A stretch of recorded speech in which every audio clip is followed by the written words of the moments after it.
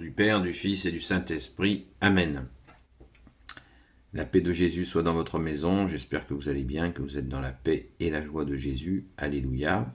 Nous lisons la parole du jour qui insiste sur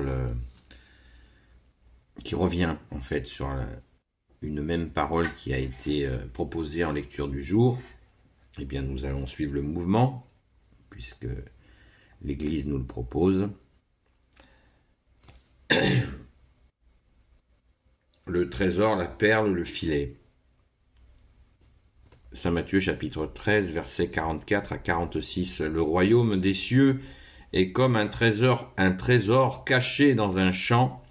Celui qui l'a trouvé referme aussitôt la cachette. C'est pour lui une telle joie qu'il s'en va vendre tout ce qu'il a et il achète ce champ. Voulez-vous une autre image du royaume des cieux? Un marchand est à la recherche de belles perles. Or voici qu'il en trouve une de grande valeur. Aussitôt il s'en va vendre tout ce qu'il a et il achète la perle. Merci Jésus pour ta parole. Alléluia.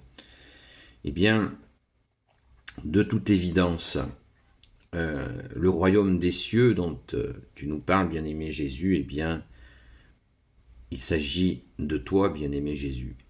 C'est-à-dire que le royaume des cieux, eh bien, on dit, Jésus est la porte, nul ne va au Père sans passer par moi, dit Jésus, et Jésus est la porte. Mais plus que ça, Jésus est le royaume. Il est l'entrée au royaume, il est le royaume. C'est ce qui semblerait que nous puissions comprendre de cette parabole assez mystérieuse. À plusieurs reprises, Jésus nous dit, il parle de lui en parlant du Fils de l'homme, il ne nous dit pas dans le début de l'Évangile, il ne dit pas « je suis le Messie », attention, me voilà, je suis le Messie, je suis le Fils unique du Père. Jésus ne nous le dit pas de lui-même directement, ça arrivera sur la fin de sa vie publique,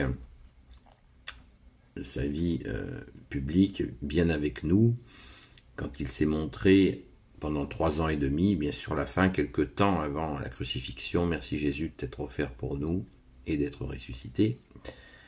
Eh bien, Jésus annonce sur la fin qu'il est ce qu'il est.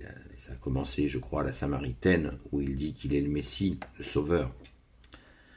Donc, il le dit de lui-même, mais pendant longtemps avant, même la plupart du temps, Jésus cache sa nature divine. Il veut que les gens percutent d'eux-mêmes, le comprennent, parce qu'ils voient les miracles. Ils voient les miracles, ils voient les œuvres. Et comme Jésus le dit, vous avez des yeux et vous ne voyez pas, vous avez des oreilles, vous n'entendez pas. Et il veut absolument qu'on fasse fonctionner notre intelligence, notre compréhension, quitte des fois à se tromper, parce que c'est notre lot de nous tromper. Mais nous essayons de nous tromper le moins possible, avec toi, bien-aimé Jésus, notre seul enseignant. Mais le royaume des cieux, c'est Jésus. C'est Jésus, d'ailleurs. Ces explications-là, ce verset 44, le royaume des cieux est comme un trésor caché dans un champ. Celui qui l'a trouvé referme aussitôt la cachette. C'est pour lui une telle joie qu'il s'en va vendre tout ce qu'il a et il rachète ce champ. Ça veut dire quoi? Ça veut dire que quand on a découvert le trésor de notre vie, que tu es Jésus, eh bien, il faut tout mettre en œuvre pour accueillir ce trésor, le valoriser, ne pas rester comme si on n'avait rien découvert, comme si c'était rien passé dans notre vie. C'est extrêmement blessant, vous imaginez, pour le bon Dieu, que tu es Jésus avec ton Père et l'Esprit Saint, sachant que c'est le Père lui-même, le Père de Jésus, qui nous pousse vers son divin Fils, qu'il a institué seul sauveur du monde. Et s'il voit que nous ne changeons pas, nous ne mettons pas notre vie en fonction de cette découverte et de cet accueil du Roi des Rois, du Seigneur des Seigneurs, eh bien, nous passons vraiment, c'est insupportable. Il se donne la peine de se révéler à nous, c'est une grâce infinie, et il nous faut la manifester par des actes, pas par du blablabla, mais des actes.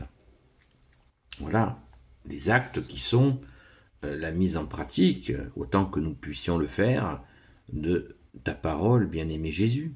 Voilà. C'est exactement la même chose répétée au verset 45 et 46. Voulez-vous une autre image du royaume des cieux? Un marchand est à la recherche d'une belle perle. Or, voici qu'il en trouve une de grande valeur. Aussitôt, il s'en va vendre tout ce qu'il a et il rachète la perle. Voilà. Pour nous mettons-nous à disposition. La perle de notre vie, c'est Jésus. Jésus qui nous fait grâce de transformer nos vies pour nous mettre au travail et annoncer la bonne nouvelle. Ce qui ne veut pas dire que nous allons tous devenir curés, bonnes sœurs ou moines. Les représentations que nous avons, c'est très bien d'être curé, bonne sœur et moine, diacre ou je ne sais pas encore. C'est formidable. C'est une grâce infinie. C'est respect et gratitude envers celles et ceux qui ont répondu à l'appel de Jésus. Là, ils ont effectivement mis en œuvre cet accueil du royaume des cieux que tu es Jésus, mais il y a d'autres façons. Parce que la difficulté que nous avons, nous catholiques, et il nous faut absolument, il y a beaucoup de gens qui font face à cela, c'est de ne pas se dire, de toute façon, il y a les consacrés, ceux que je viens de citer là, donc moi je ne suis pas consacré, donc voilà, je vais à la messe, je prie, puis voilà, c'est tout. Mais non, pas du tout. Il y a d'autres façons d'agir, le plus grand nombre de gens qui agissent pour Jésus, ce sont des gens qui ne sont pas consacrés, qui ne sont pas curés, qui ne sont pas moines, qui ne sont pas bonnes sœurs, qui ne sont pas diacres, qui n'ont pas de titre dans l'Église, et qui agissent. Le plus grand nombre sont ceux-là. Les consacrés sont une minorité agissante, certes, mais heureusement, et alléluia, merci Jésus de cette grâce qu'ils ont, et aussi merci à eux qui nous aident tant, et dont nous avons besoin. Mais nous qui n'avons pas de titre particulier dans l'Église catholique, la Sainte Église catholique apostolique, nous n'avons pas besoin de titre d'ailleurs pour agir. Agissons en demandant à Jésus, bien-aimé, de nous donner le discernement pour agir. Voilà, donc c'est vraiment le sens. Après, si je n'ai pas compris, qu'on me le dise. Mais qu'on me le dise, ça c'est vraiment nécessaire. Mais je crois comprendre cela et je vous le partage. Et je vous invite vraiment à ne pas rester, comme on dit, les bras ballants et à agir dans la Sainte Église catholique apostolique, à communiquer la bonne nouvelle, comme Jésus nous l'a demandé d'allumer son feu sur toute la terre. Donc faisons-le, agissons-le, et il y a plein de façons d'agir, et il n'y a pas de petites façons d'agir. Il y a donc l'action, mais l'action, avant d'agir, il nous faut comprendre ce que Jésus attend de nous. Merci Jésus de nous éclairer, toi qui es la lumière, de nous éclairer sur ce que tu attends de nous. Merci Jésus, alléluia, tu es la perle de nos vies. Béni soit le Père, le Fils et le Saint-Esprit. Amen. Ô Jésus, toi qui peux tout et qui portes tout, toi le Sauveur, toi l'Emmanuel, je te confie toutes celles et ceux qui regarderont cette vidéo, ainsi que leurs proches, selon ta sainte volonté, ô Jésus. Sainte Marie, Reine des cieux, toi l'Immaculée Conception, toi qui écrases le serpent, toi qui as la lune sous tes pas, toi notre Mère, Notre-Dame.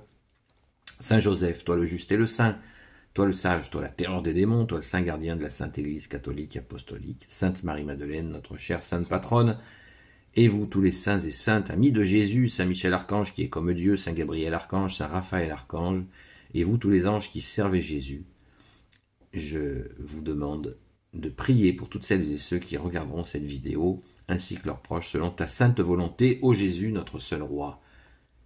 À très vite, et au boulot,